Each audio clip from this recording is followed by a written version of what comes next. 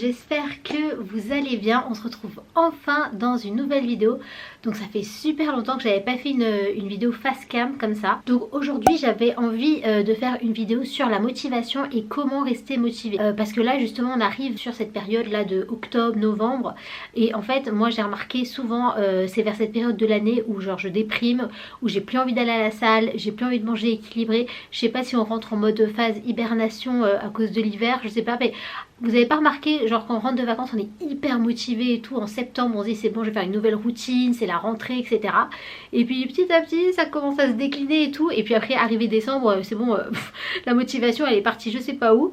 Et vraiment j'avais envie voilà, de vous donner des conseils pour retrouver la motivation si c'est aussi votre cas. Alors mon premier conseil pour garder la motivation ou la retrouver, c'est de vous fixer un objectif réaliste. Alors je sais que j'en parle souvent dans mes vidéos, ça revient souvent ce conseil, mais c'est d'autant plus applicable quand justement on perd la motivation, parce que c'est souvent dû justement à un objectif irréalisable. Donc comme je dis à chaque fois, c'est pas tant l'objectif en soi, par exemple je sais pas si vous voulez perdre 20 kg, 30 kg, ça c'est pas irréalisable en fait, c'est pas le chiffre global qui est irréalisable, c'est plus moi je dirais sur la durée et comment vous allez atteindre cet objectif. Déjà on a tendance à se fixer des objectifs irréalisables dans la durée, on va se dire, enfin dans le temps, on va se dire oui bah, je vais perdre 20 kilos en un mois, c'est pas possible en fait.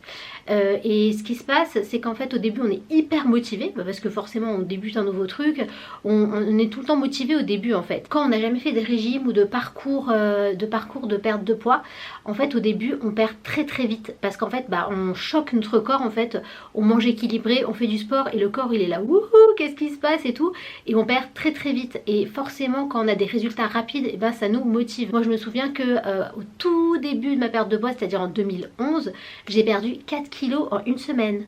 C'est pour vous dire, hein. Et pourtant j'ai rien fait, hein. À l'époque c'était vraiment au tout début de ma perte de poids, je connaissais rien sur la perte de poids, et donc j'ai juste arrêté de grignoter entre les repas. J'ai mangé normalement comme je mangeais d'habitude, donc pas très bien, mais j'avais juste arrêté de grignoter, même pas de sport, rien. Et les gars, j'ai perdu 4 kilos comme ça. Donc c'est pour vous dire qu'au début en général les résultats viennent assez rapidement, et on est super content, hein, on adore, mais le souci c'est que souvent au bout d'un moment ça commence à stagner. Donc les premières semaines ça va, et puis au bout d'un moment on se dit mais en fait qu'est-ce qui se passe, je comprends pas, je fais la même chose qu'il y a quelques semaines et je perds plus de poids.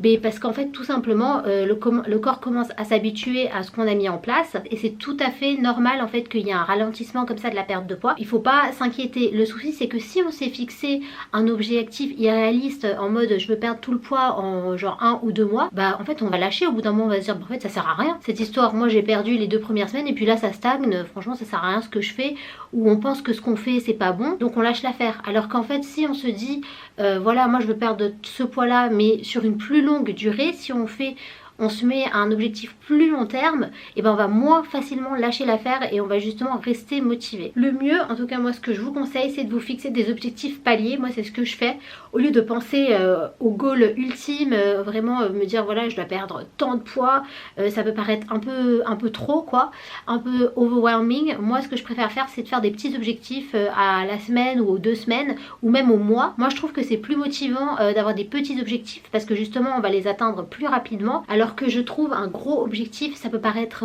inatteignable, où on va se dire je vais jamais y arriver, c'est trop loin. Donc moi ce que je vous conseille c'est vraiment de vous fixer des objectifs paliers, et ça va vraiment vous aider à keep on track et à rester motivé. Alors autre chose où c'est important de vous fixer un objectif réaliste, c'est en termes de votre plan en fait, votre plan pour perdre du poids.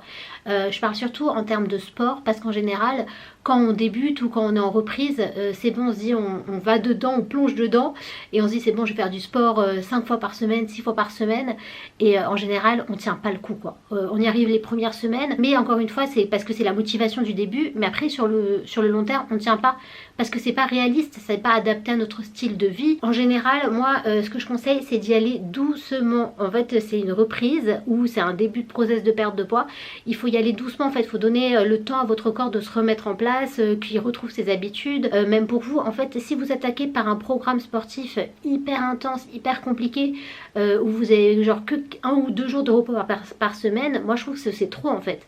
Je trouve qu'il faut y aller doucement, commencer peut-être 1, 2 séances, aller faire un peu de marche, vraiment y aller doucement.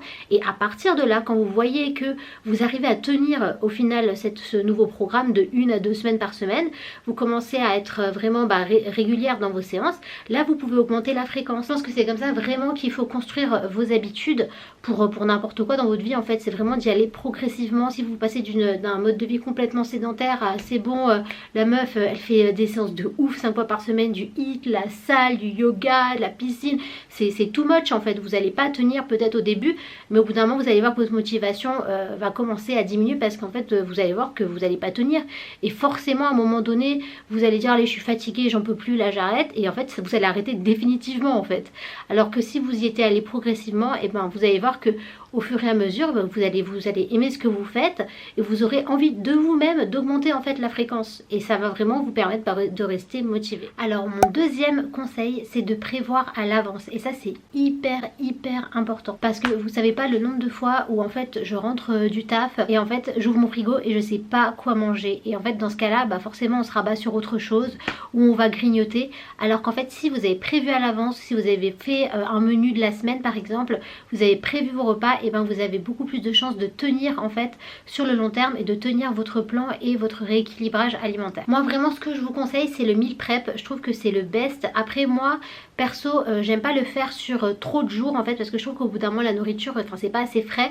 Je pourrais peut-être congeler, c'est vrai que je congèle pas les repas, mais je le fais sur 2 jours en général, prévois à l'avance et en fait comme ça quand je rentre du taf je sais ce que je vais manger, c'est déjà prêt et j'ai juste à réchauffer et comme ça il n'y a pas de prise de tête. Je serais moins tentée en fait d'aller manger n'importe quoi parce que je sais que j'ai déjà préparé ma nourriture. Déjà c'est bien pour votre budget et c'est bien pour votre ligne. Vraiment je vous conseille, si vous connaissez pas le meal prep, il y a plein de vidéos sur YouTube pour vous donner des idées de recettes, pour vous aider à élaborer vos menus, etc. Moi ça m'a vraiment aidé dans ma perte de poids. Le fait de préparer vos repas à l'avance, ça fait que vous allez établir une liste de courses. Donc quand vous allez aller en magasin acheter vos courses, déjà vous aurez moins de tentation parce que vous allez acheter que ce qui a marqué sur votre liste de courses. Vous n'allez pas acheter n'importe quoi. Ça évite aussi en milieu de semaine de se dire qu'est-ce qu'on mange, parce que voilà vous avez déjà tout prévu et vous avez moins de tentation. Donc vraiment voilà, ça c'est un conseil hyper important. Prévoyez vos repas, prévoyez vos snacks. Si vous allez au boulot, mangez pas dehors, emmenez vos repas. Franchement ça va vous faire plein d'économies et ça va vous éviter de manger n'importe quoi avec les collègues.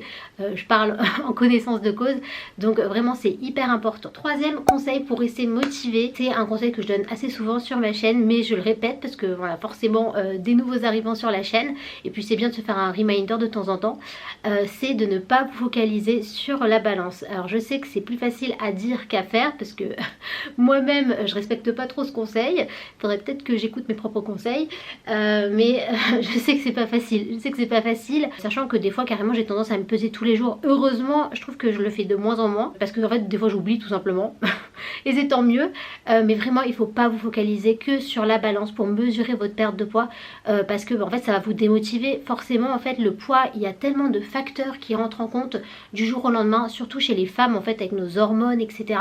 Si on se focalise que sur la balance, les gars on va être tout le temps démotivés, on va se dire mais en fait je fais tous ces efforts, ça sert à rien, je vois pas de résultat.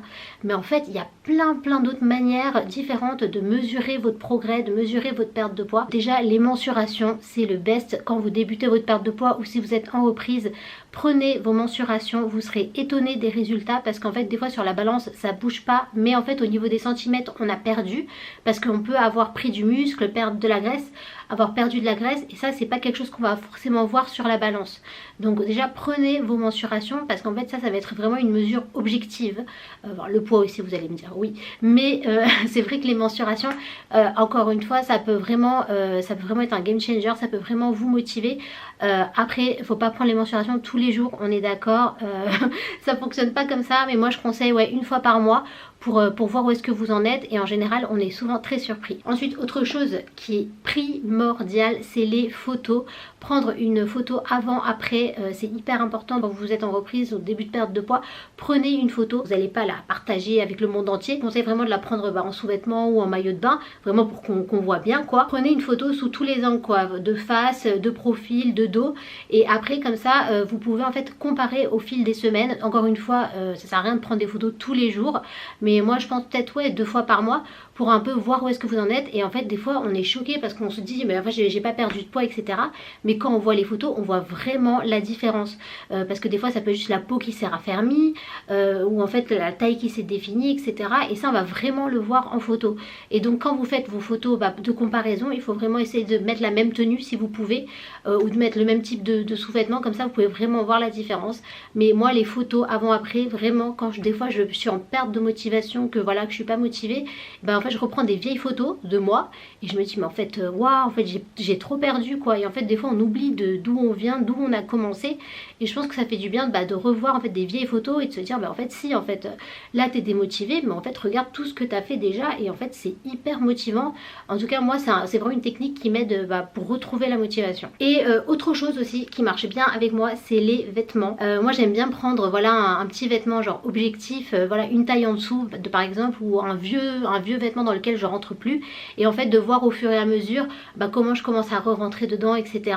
Et ça c'est vraiment, ça je crois que c'est le kiff, parce qu'en fait en vrai le chiffre sur la balance on s'en fout quoi. Enfin moi personnellement c'est juste en fait me sentir bien dans mon corps, porter des choses que j'aime, me sentir jolie quoi. Et donc quand en fait on voit qu'on re-rentre dans une vieille robe ou dans un vieux jean, ça fait trop plaisir. Enfin, faire du shopping il n'y a pas de meilleure motivation pour moi. Quand j'ai vraiment perdu du poids la première fois, parce qu'à l'époque en 2011 etc, il n'y avait pas encore énormément de grandes tailles dans les magasins. Je trouve que maintenant ça va un peu mieux quand même, on va jusqu'au 46, mais je crois qu'à l'époque Mango ça s'arrêtait, même Zara ça s'arrêtait au 42, 44 encore, je suis même pas sûre. Je suis même pas sûre que ça allait au 44, et je me souviens que je pouvais pas faire du shopping en fait dans ces enseignes là. Et ça me déprimait quoi. Et quand j'ai perdu du poids, j'ai pu faire du shopping dans ces magasins et j'étais trop contente quoi. C'était un truc de ouf. Et vraiment ça m'a motivée, parce qu'au fur et à mesure voilà, je changeais ma garde-robe, je pouvais m'acheter de nouvelles choses, et vraiment ça m'avait trop motivée. Donc faites-vous plaisir de temps en temps, voilà, quand vous atteignez un nouvel objectif, allez vous acheter un petit truc. Je pousse pas à la consommation, mais c'est vrai que voilà, ça fait plaisir, ça va vous motiver justement de vous faire plaisir de temps en temps, d'acheter des nouveaux vêtements, parce que vous allez vous sentir bien, vous allez vous sentir jolie, et franchement ça c'est le best quoi. Alors mon quatrième conseil c'est le mindset et votre entourage. Alors je sais pas si j'en ai déjà parlé sur ma chaîne, mais c'est hyper important d'être good vibes quoi. D'être good vibes et d'être bien entouré. Je sais pas pourquoi, quand on veut faire un changement dans sa vie, que ce soit perte de poids ou autre chose, on attire, je sais pas si c'est on attire, mais je trouve qu'il y a beaucoup plus de négativité que de positivité. En fait je sais pas pourquoi les gens ils ont tendance à vouloir vous décourager. Franchement j'essaie de faire des théories par rapport à ça. Je sais pas pourquoi est-ce qu'on se uplift pas tous, on se motive pas tous. Je sais pas si c'est de la jalousie ou autre chose, mais c'est vrai que je trouve que souvent on a tendance à se décourager en fait, à décourager les autres. Peut-être parce qu'en fait le fait que nous on veuille faire un changement dans notre vie, on va en fait refléter à la personne en face ce que elle n'est pas, ce que elle ne fait pas dans sa vie, et donc en fait elle essaie de nous décourager pour elle se sentir mieux. Je pense que c'est une bonne théorie, je pense que ça joue en partie, mais c'est hyper important en fait d'être bien entouré, et surtout de pas écouter les commentaires négatifs. Quand vous débutez votre perte de poids ou vous êtes en reprise, vous allez voir, vous allez toujours avoir des gens qui vont essayer de vous décourager, de vous dire que vous n'allez pas y arriver, que oh là là c'est bon, elle va encore refaire son truc, elle va encore abandonner etc. Il faut pas les écouter. En fait moi pour vous dire, quand j'ai perdu la première fois, quand j'ai commencé à perdre de poids, je l'ai dit à personne, parce qu'en fait justement je voulais pas être influencée par ces mauvaises vibes. J'avais vraiment envie d'être dans mon truc, d'être focus, et j'avais pas envie d'avoir les commentaires des uns des autres qui vont me dire faut faire ci, faut faire ça, ah ouais non mais tu vas pas y arriver, tu vas encore lâcher etc. J'avais pas envie d'avoir ça en fait, donc je l'ai dit à personne. Et c'est au bout d'un moment que les gens forcément ils ont commencé à remarquer que j'avais perdu du poids, et c'est à ce moment là où j'ai dit oui effectivement je suis dans un process perte de poids etc. Mais au début j'en parlais à personne parce que j'avais pas envie d'avoir ces mauvaises vibes. Je trouve que c'est hyper important d'être bien entouré, donc si vous avez de la chance et que vous avez des super potes, un super mari qui vous encourage, qui vous motive, ça c'est super, parce que justement vous allez avoir quelqu'un pour vous aider, pour vous motiver. C'est toujours plus simple quand on le fait à deux, surtout si on est marié et que vous êtes à fond dans votre équilibrage alimentaire et votre mari à côté il se bouffe une pizza ou un grec. Forcément ça aide pas. Donc franchement si vous avez quelqu'un avec vous qui vous suit et qui vous motive, ça c'est vraiment le meilleur. Pareil, vos amis, si vous avez des amis qui peuvent vous accompagner à la salle, faire des trainings ensemble, ça va vraiment vous aider à être régulière. Et les jours où vous n'êtes pas motivé, vous n'avez pas envie, la personne à côté va se dire mais si allez on y va là, c'est l'heure d'aller à la salle et tout. Et vraiment ça aide de ouf. Donc voilà, entourez-vous bien et surtout soyez good vibes. Écoutez pas les avis négatifs des gens.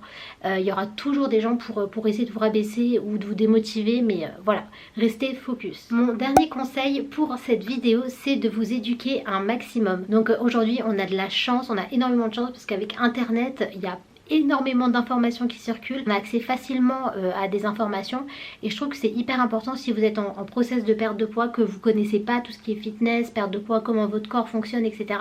Je trouve que c'est hyper important de s'éduquer. Moi j'adore, en fait ça me passionne, en fait j'adore apprendre des nouvelles choses.